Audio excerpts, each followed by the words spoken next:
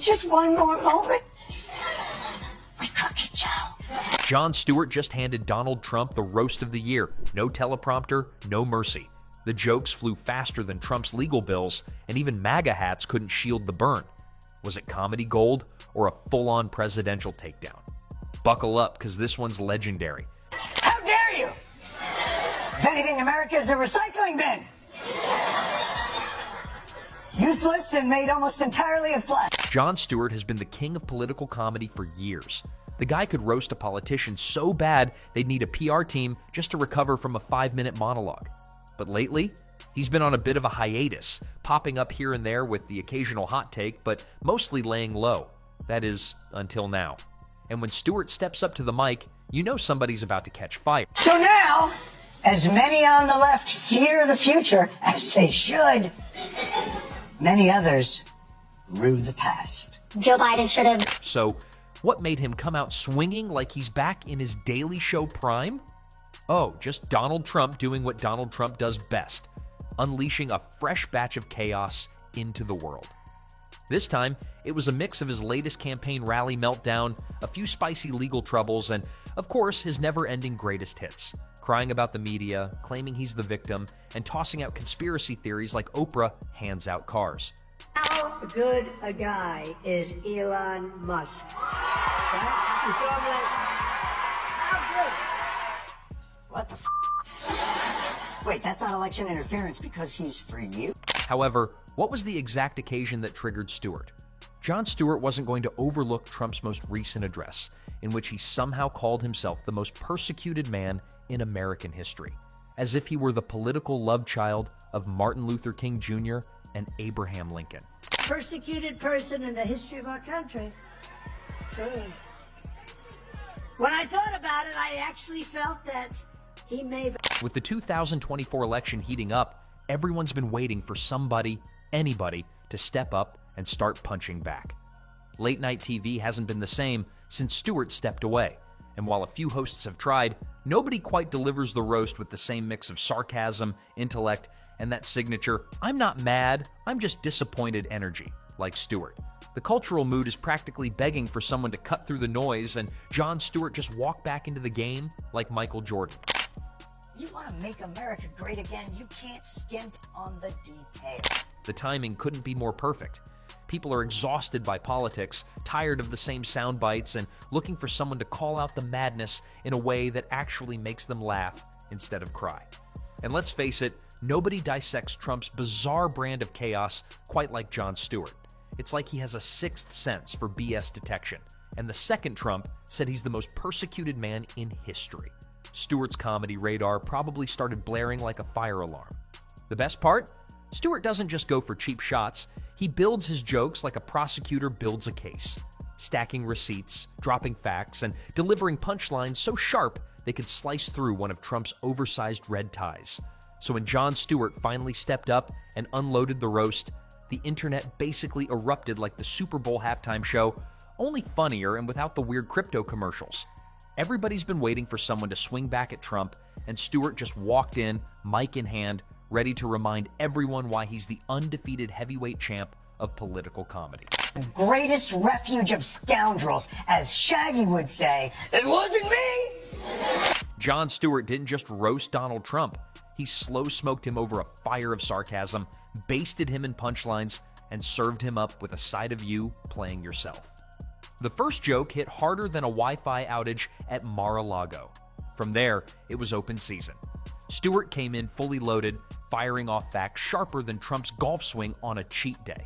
He shredded everything from Trump's legal gymnastics to his never-ending "I definitely won the election" victory tour.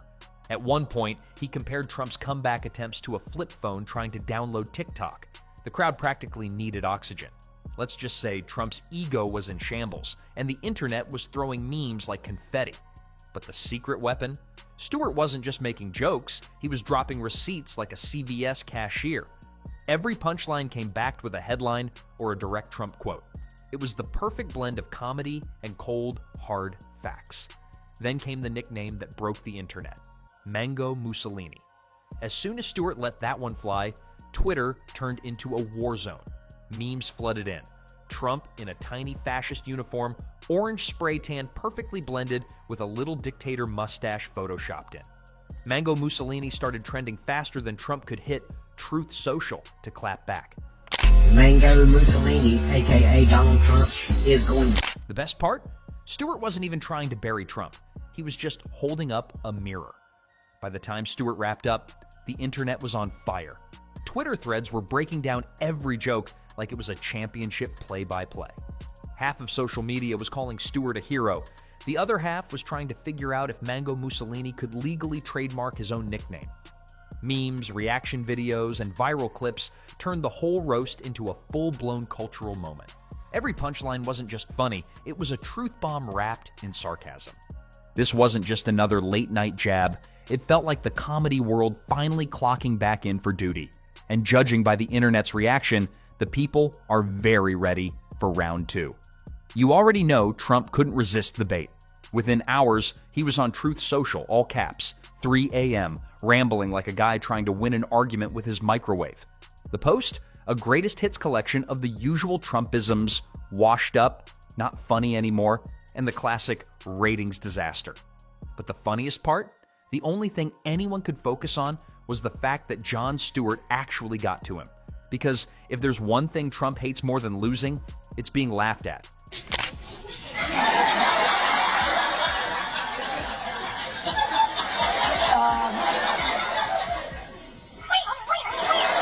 Stewart didn't just roast him, he turned him into the punchline of the week.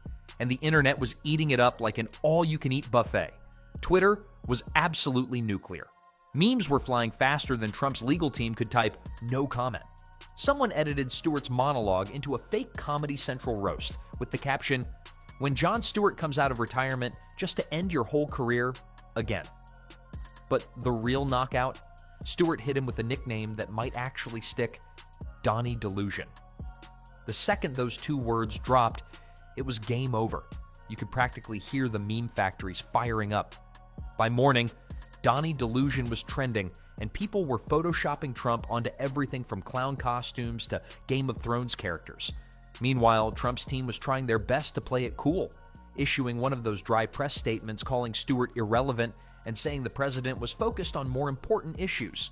Yeah, sure, because nothing screams laser-focused leader like firing off a 500-word rant at a comedian at 3 in the morning.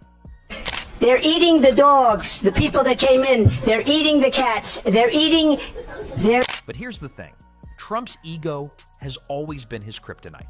The man lives for feuds. He can't let a slight go unanswered, especially when it's wrapped in a punchline that's catching fire online.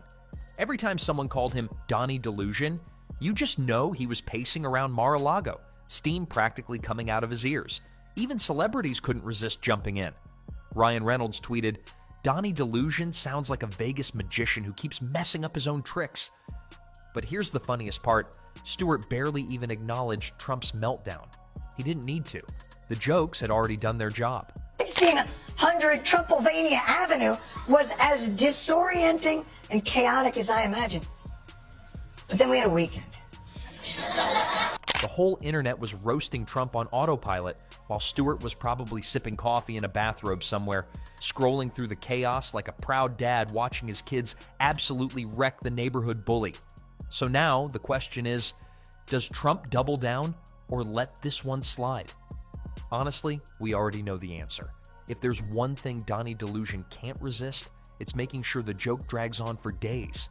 The internet wasted zero time turning Jon Stewart into a full-blown superhero. Within minutes of the roast, Twitter was flooded with memes crowning him the Dark Knight of comedy. Because, of course, Jon Stewart doesn't just come out of retirement, he rises. One viral edit had him walking out of the Daily Show studio in slow motion with the Batman theme playing. Wait, this week? I did already. I did it Monday. What am I, a cyborg? Come on. And the memes? Ruthless.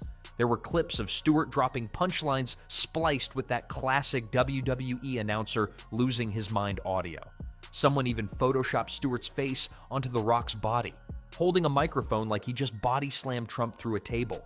The internet practically turned the whole roast into a pay-per-view event. Shockingly, the comedy world started jumping in like it was a tag team match. Stephen Colbert slid into the ring with a slick one-liner on The Late Show, while Seth Meyers casually added a few jabs of his own. Even John Oliver popped in with that signature British sarcasm, basically saying that Stewart roasted Trump so hard, he's expecting Mar-a-Lago to file for emotional damages. The whole thing felt like the Avengers of late-night comedy assembling for one last mission, to remind the world that comedy still has the power to check the powerful. And let's be real, political comedy has been on life support lately. With so many comedians playing it safe, Stewart's return felt like someone finally hit the refresh button. It was raw, fearless, and exactly what everyone's been waiting for. No fluff, no watered-down monologues, just straight-up truth wrapped in razor-sharp punchlines.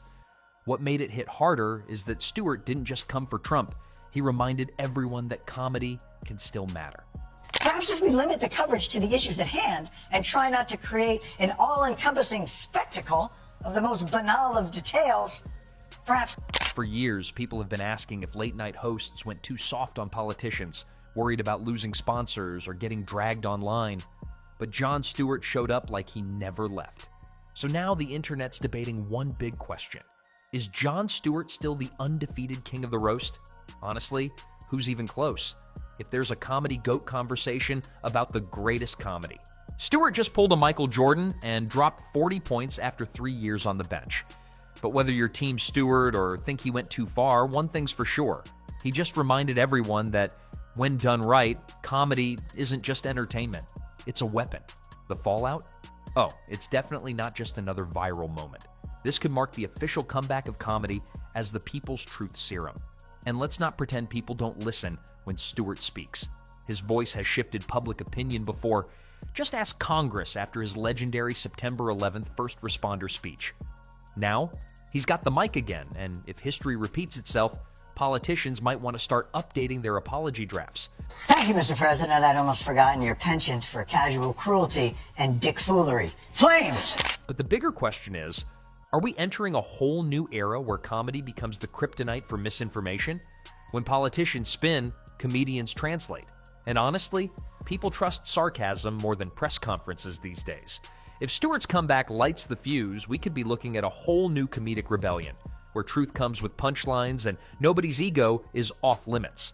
The jokes were sharper than Trump's hairline recession, the burns hotter than Mar-a-Lago's AC bill in July, and the internet is still wheezing. But what's your call? Is Stewart just warming up the mic, or did he officially enlist as comedy's secret weapon against political nonsense?